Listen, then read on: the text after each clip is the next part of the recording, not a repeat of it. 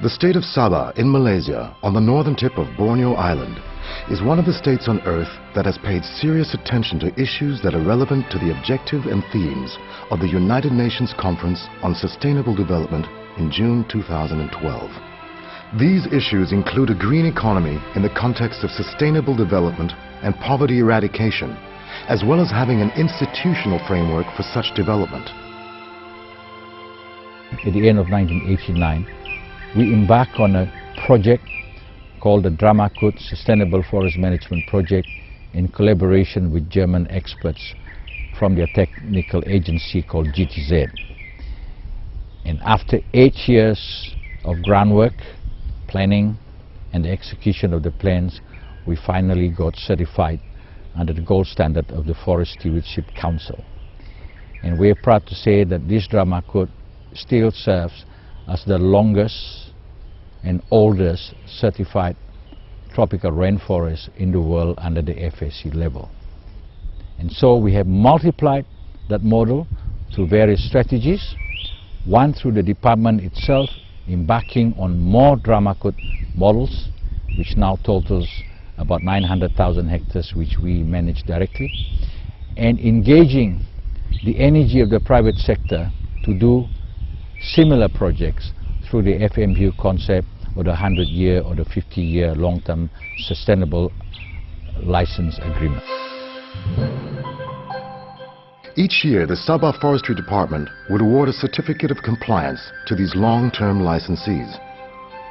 This is a public acknowledgement and recognition that the companies concerned have fully complied with the terms and conditions of their license. In the year 2012, the Chief Minister himself presented the certificates to 15 companies that operate forest management units across the state. Now, about 390,000 hectares in Sabah are fully certified under the Forest Stewardship Council. Natural forest areas in Sabah form part and parcel of the Heart of Borneo, an initiative of the governments of Indonesia, Malaysia and Brunei to jointly conserve and manage on a sustainable basis 22 million hectares of equatorial rainforest. Therein lies some of the most biologically diverse habitats on Earth.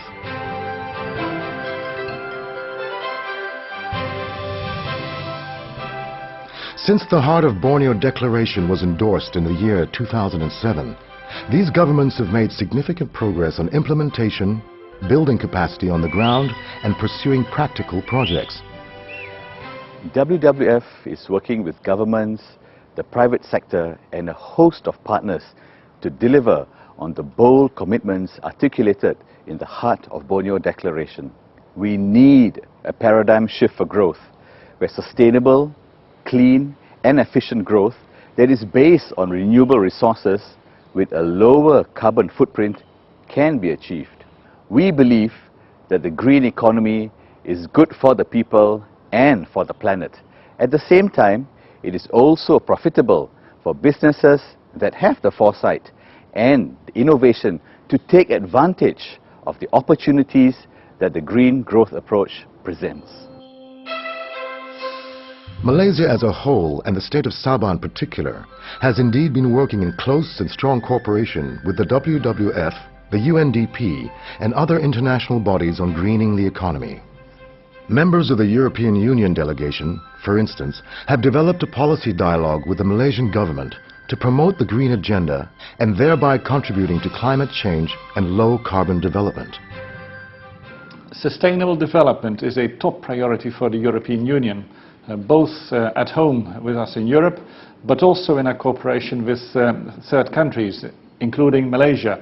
Now, the state of Sabah in Malaysia has a particularly strong record for sustainable forest management through a very active policy by the State Forestry Department, and we are very keen to be cooperating with them on the sustainable management of Sabah's wonderful forests. Sabah, of course, is also part of the Heart of Borneo initiative, which is a very wise and ambitious initiative for the preservation of the natural habitat in the 3 countries that participate in it, European Union, of course, is a key agency for diminishing the barriers of borders and for promoting border crossing cooperation, in particular on the forest and the natural habitat. So hence our full support to this Heart of Borneo initiative, which the EU will support in every way it can. The United Nations recognizes that the greater part of the world's biodiversity and ecosystems reside outside protected areas on land and water dedicated to various economic activities such as agriculture, forestry, fisheries, and tourism. Hence, it is vital to persuade both local communities and particularly businesses to appreciate the vital link between the value of ecosystem goods and services and the need for sustainable development. In this regard, the United Nations recognizes the significant role and importance of Sabah in implementing regional conservation action to create an effective network for sustainable land use and to conserve the biodiversity within the Heart of Borneo. The move towards a green economy requires a sustained effort by all concerned, including policymakers, civil society and businesses, to rethink and redefine traditional measures of wealth, prosperity and well-being. The critical issue of eradication of poverty in Sabah is real and calls for urgent attention. And I've always made a point that the fastest and quickest way to eradicate rural poverty is to get those people involved in our forest management work. Through the allocation of contracts, through the allocation of services, through the build-up of infrastructure, through direct employment.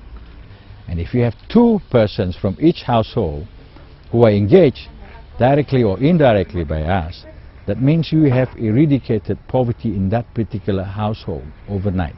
Later on, they will be in places where the facilities are there to support a higher standard of living for them and not to be confined in a desolate situation deep in the forest where there's no real hope for them to move up quickly up the value chain.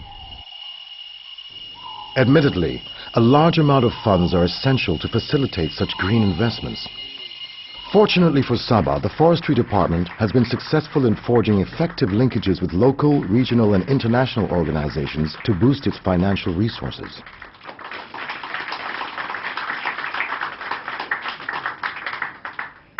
We are running a deficit budget, and therefore it is important that we get help from everyone. It is not the burden that's got to be imposed on the state government itself and the department only. This burden must be shared, because whatever we do in the interest of forest management will benefit the world as a whole. So we believe, as a matter of moral principle, that the world has to pay. Sabah Forestry Department is also engaged with a host of like-minded people in order to achieve its long-term target. The department believes in forging a lasting institutional framework to facilitate its operations. We have partners in the private sector. We have people who are philanthropists, environmental philanthropists, who equally help us, not just in terms of resources, but through their expertise, through their network program. These people are so vitally important to ensure that whatever long-term programs we have will be successful. And in order for that to be successful, we must have the input of all the stakeholders, whether they are here in Sabah, in Malaysia, or internationally. And more recently, the state also embarked on the Forever Sabah initiative with the objective of creating a thrust for conservation and moving ahead with the green economy agenda in the state. Solid steps have been taken in Sabah that shall serve as a springboard for the implementation of green economy policies and plans that emerge from the United Nations Conference on Sustainable Development at Rio de Janeiro in June 2012.